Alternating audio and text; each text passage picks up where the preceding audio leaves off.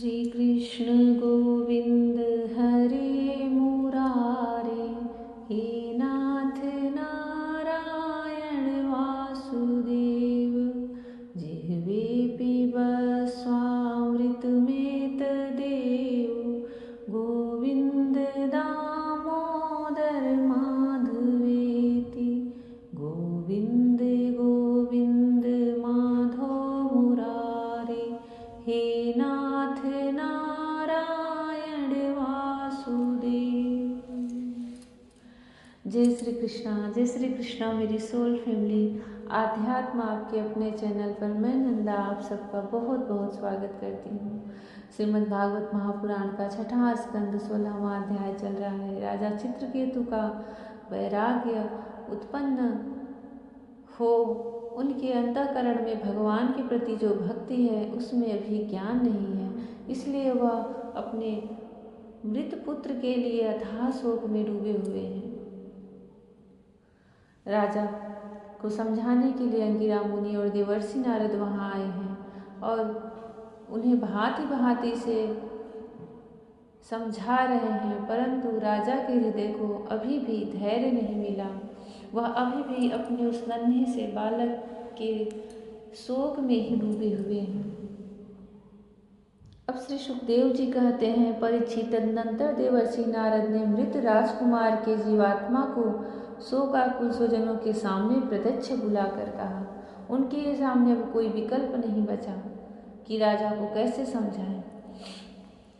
देवर्षि नारद ने कहा, जीवात्मन तुम्हारा कल्याण हो। देखो, तुम्हारे माता पिता सुहृद संबंधी तुम्हारे वियोग से अत्यंत शोकाकुल हो रहे हैं, इसलिए तुम अपने शरीर में आ जाओ और शेष आयु अपने सगे संबंधियों के साथ ही रहकर व्यतीत करो।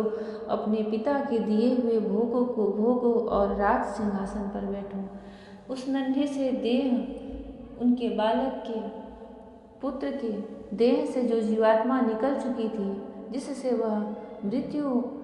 वह मृत सा हो गया था, जब राजा को समझाने से नहीं समझ में आया तो नारद मुनि ने उस जीवात्मा को ही बुला लिया।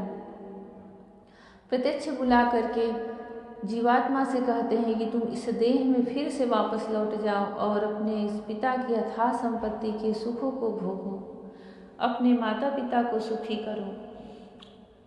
अब जो जीवात्मा उस देह से निकल चुकी है वह क्या कह रही है, उसे सुनिए।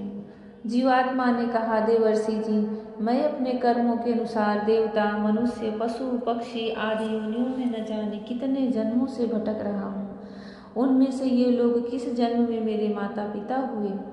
विभिन्न जन्मों में सभी एक दूसरे के भाई, बंधु, नाती, गोती, शत्रु, मित्र, मध्यस्थ, उदासीन और द्वेषी होते रहते हैं। जैसे सुवर्ण आदि क्रय विक्रय की वस्तुएं एक व्यापारी से दूसरे के पास आती जाती रहती हैं, वैसे ही जीव भी भिन्न भिन्न योनियों में उत्पन्न होता रहता है।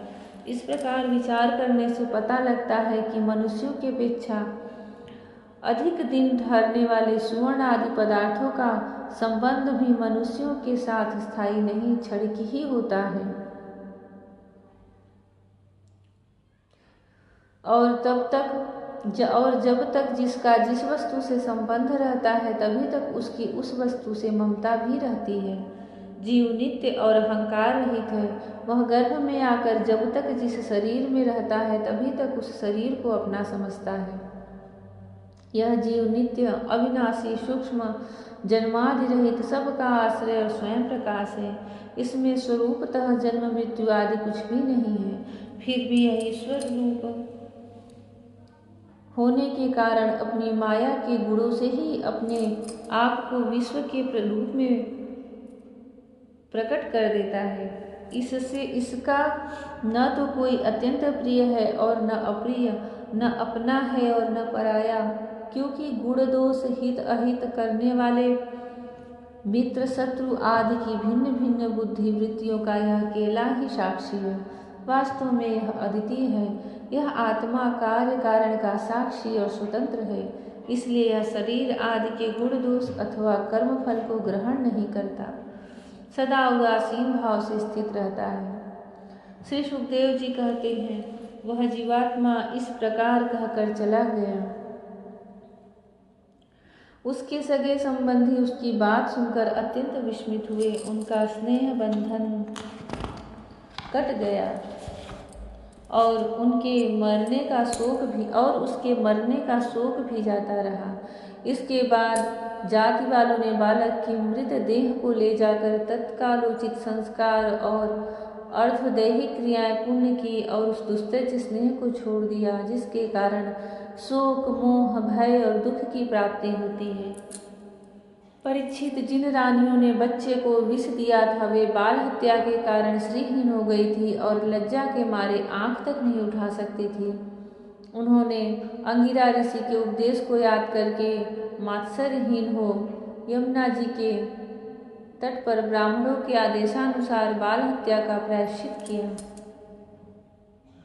परीक्षित, इस प्रकार अंगिरा और नारद जी के उपदेश से विवेक बुद्धि जागृत हो जाने के कारण राजा चित्रकेतु घर गृहस्थी के अंधेरे कुएं से उसी प्रकार निकल पड़े जैसे कोई हाथी तालाब के कीचड़ से निकल आए। उन्होंने यमुना जी में विधि पूर्वक स्नान करके तर्पण आदि धार्मिक क्रियाएं की। तदनंतर संयत इंद्रिय और मौन होकर उन्होंने देवर्षि नारद और महर्षि अंगिरा के चरणों की वंदना की। भगवान नारद ने देखा कि चित्रकेतु जितेंद्रिय, भगवत भक्त और शरणागत है, अतः उन्होंने बहुत प्रसन्न होकर उन्हें इस विद्या का उपदेश किया। देवर्षि नारद ने यो उपदेश किया। ओमकार स्वरूप भगवान आप वासुदेव, प्रद्युम्न, अनिरुद्ध और संकर्षण के रूप में क्रमशः चित्त, बुद्धि, मन और अहंकार के अधिष्ठाता हैं। मैं आपके इस चतुर्व्यूह रूप का बार बार नमस्कार करता हूँ। आप विशुद्ध विज्ञान स्वरूप हैं। आपकी मूर्ति परमानंदमयी है। आप अपने स्वरूप भूतानंद में ही मग्न और परम शांत हैं। द्वैत दृष्टि आपको छू तक नहीं सकती। मैं आपको नमस्कार करता हूँ। अपने स्वरूप भूतानंद की अनुभूति से ही आपने माया जनित राग, द्वेष आदि दोषों का तिरस्कार कर रखा है। मैं आपको नमस्कार करता हूँ। आप सबकी समस्त इंद्रियों के प्रेरक, परम महान और विराट स्वरूप है। मैं आपको नमस्कार करता हूँ। मन सहित वाणी आप तक न पहुँचकर बीच से ही लौट जाती है। उसके उपरत हो जाने पर जो अद्वितीय नाम रूप रहित चेतन मात्र और कार्य कारण से परे की वस्तु रह जाती है, वह हमारी रक्षा करे। यह कार्य कारण रूप जगत जिनसे उत्पन्न होता है और जिनमें स्थित है और जिनमें लीन होता है, तथा जो मिट्टी की वस्तुओं को व्याप्त मृत्तिका के समान सब में ओतप्रोत है, उन परम ब्रह्म स्वरूप आपको मैं नमस्कार करता हूँ। यद्यपि आप आकाश के समान बाहर भीतर एक रस व्याप्त हैं, तथापि आपको मन, बुद्धि और ज्ञानेन्द्रियाँ अपनी ज्ञान शक्ति से नहीं जान सकती और प्राण तथा कर्म इंद्रियाँ अपनी क्रिया रूप शक्ति से स्पर्श भी नहीं कर सकती। मैं आपको नमस्कार करता हूँ। शरीर, इंद्रिय, प्राण, मन और बुद्धि जागृत तथा स्वप्न अवस्थाओं में आपके चैतन्य से युक्त होकर ही अपना अपना काम करते हैं तथा सुषुप्ति और मूर्छा की अवस्थाओं में आपके चैतन्यांश से युक्त न होने के कारण अपना अब काम करने में समर्थ हो जाते हैं। ठीक वैसे ही जैसे लोहा अग्नि से तप्त होने पर जला सकता है, अन्यथा नहीं। जिसे दृष्टा कहते हैं वह भी आपका ही एक नाम है।